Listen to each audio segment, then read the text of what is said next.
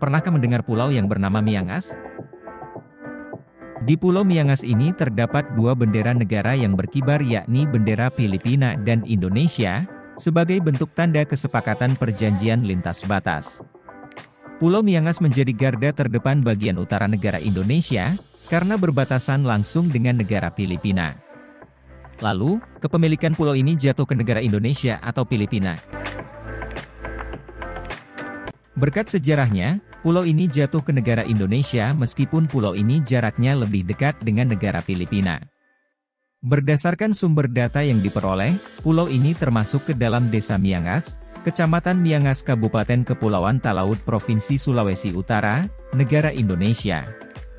Pulau Miangas memiliki luas sekitar 3,15 km persegi, serta memiliki jumlah penduduk sebanyak 678 jiwa, dengan mayoritas penduduknya adalah suku Talaud. Memiliki kedekatan jarak dengan negara Filipina, membuat banyak perkawinan dengan warga Filipina di pulau ini tidak bisa dihindarkan lagi.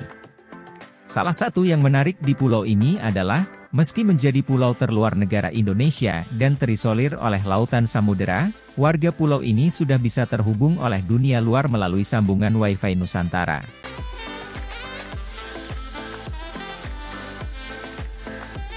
Bagaimana sejarahnya, pulau ini jatuh ke tangan Indonesia, padahal pulau ini termasuk pulau terluar Indonesia.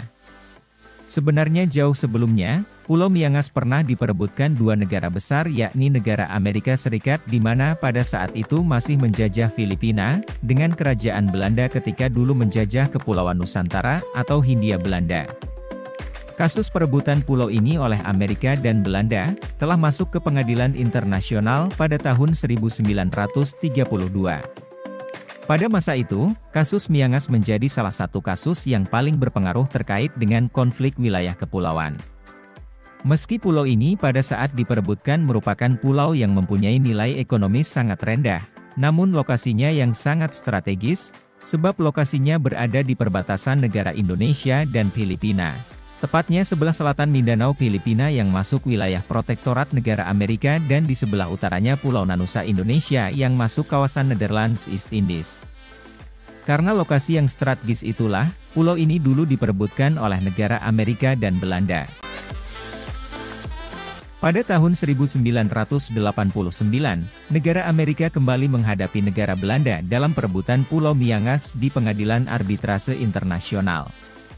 Kedua negara ini meminta Pengadilan Arbitrase Internasional untuk segera memutuskan Pulau Miangas jatuh ke tangan Belanda atau Amerika. Namun terdapat isu hukumnya, apakah Miangas menjadi hak milik penemu pertama yaitu negara Spanyol, meskipun negara Spanyol tidak menunjukkan otoritas kekuasaannya terhadap wilayah tersebut, atau Pulau Miangas menjadi wilayah negara yang secara berkelanjutan menunjukkan kedaulatan negaranya.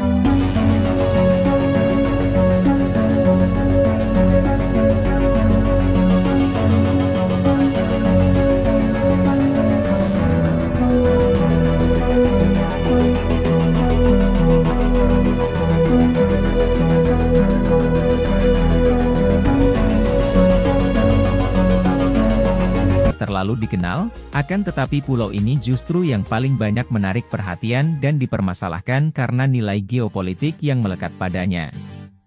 Bagi negara kepulauan seperti negara Indonesia, pulau-pulau di perbatasan tentunya mempunyai peran yang sangat vital.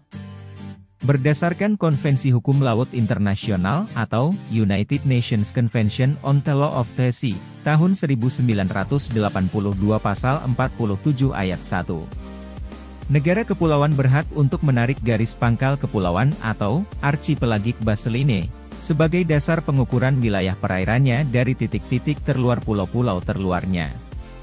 Sehingga dapat diartikan, pulau-pulau kecil ini pun akan turut serta menentukan batas-batas kedaulatan NKRI. Jika Pulau Miangas lepas, maka negara Indonesia akan kehilangan wilayah laut yang luas beserta dengan sumber daya yang terkandung di dalamnya.